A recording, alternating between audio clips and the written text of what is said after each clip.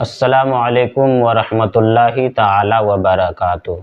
नाज़रीन मोहतरम, खलील अहमद इनका सवाल है कि अगर किसी शख्स का फ़जर की सुन्नत छूट जाए तो कब पढ़े। अगर फ़जर की सुन्नत छूट जाए तो कब पढ़े। तो इंशाअल्लाहुल अज़ीज़ आज के इस वीडियो में मैं आपको इसी मसले की वजाहत बताऊंगा। गुजारिश है कि इस वीडियो को शुरू से लेकर के आखिर तक देखें और समझने की कोशिश करें। सबसे पहले बात तो आप ये समझें कि ये सूरत जो है न सिर्फ फजर की नमाज़ों ही के लिए है, बाकी किसी नमाज के लिए इसकी इजाज़त नहीं है। मिसाल के तौर पर अगर आप ज़ोहर नमाज़ पढ़ने के लिए गए हैं, ऐसे वक्त में नमाज़ पढ़ने के लिए गए हैं कि जमात खड़ी हो चुकी है, तो उस वक्त आप सुन्नत को छोड़ दे, पहले जमात में शरीक हो जाए और नमाज कंप्लीट करने के बाद आप बाद में जो टाइम बचता है उसमें आप जो है न सुन्नत पढ़ सकते हैं। इसमें जो है न इसकी इजाज़त है, लेकिन फजर में इसकी इजाज़त नहीं है।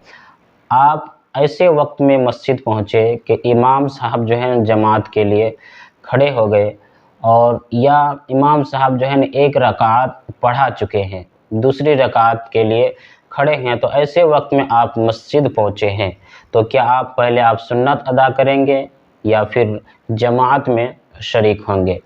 तो अगर आप सुन्नत पढ़ना ही चाहते हैं तो उस वक्त देखिए कि अगर मैं सुन्नत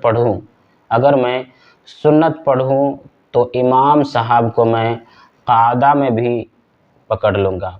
मतलब जो इमाम साहब अगर तहियात ही पढ़ रहे हैं तो उस वक्त मैं जमात में शरीक हो जाऊंगा, जमात को मैं पकड़ लूँगा।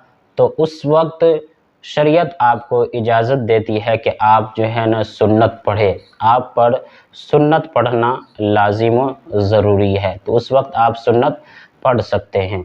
हाँ, अगर आपको ये ज़न्ने गालिब हो, आपको ये गुमान हो और ये आपको ये यकीन हो कि अगर मैं सुन्नत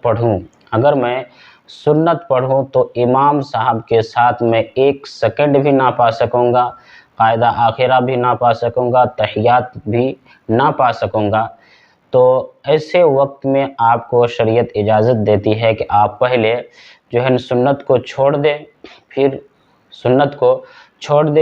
पहले जो है आप जमात में शरीक हो जाएं, तो इसकी इजाज़त है कि आप जो है सुन्नत को छोड़ करके पहले आप जमात में शरीक हो जाएं। और आपको लोगों के ज़हन में ये भी सवाल उभरता होगा कि अगर कोई शख्स जमात के बाद सुन्नत पढ़ ले, और अक्सर हमारे साथी जो है इस पर गलती कर बैठते हैं कि इमाम के साथ जो है नमाज़ पढ़ लेते हैं, फिर उसके बाद जो है साइड में खड़े होकर के सुन्नत पढ़ने लगते हैं।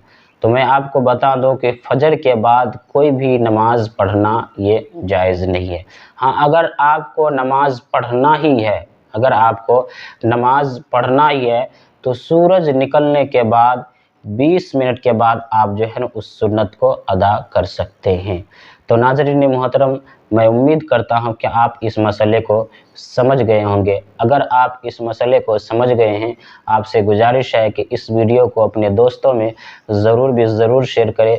और आपसे गुजारिश है, अगर आप अभी तक हमारे यूट्यूब चैनल क़ादरी फाउंडेशन को सब्सक्राइब नहीं किए हैं तो सबसे पहले आप हमारे यूट्यूब चैनल क़ादरी फाउंडेशन को सब्सक्राइब कर ले और साथ ही बेल आइकन को प्रेस कर ले, ताकि मैं जब भी वीडियो को अपलोड करूं तो सबसे पहले वीडियो की नोटिफिकेशन आप तक पहुंचते रहे और आप उससे फ़ायदा हासिल करते रहें।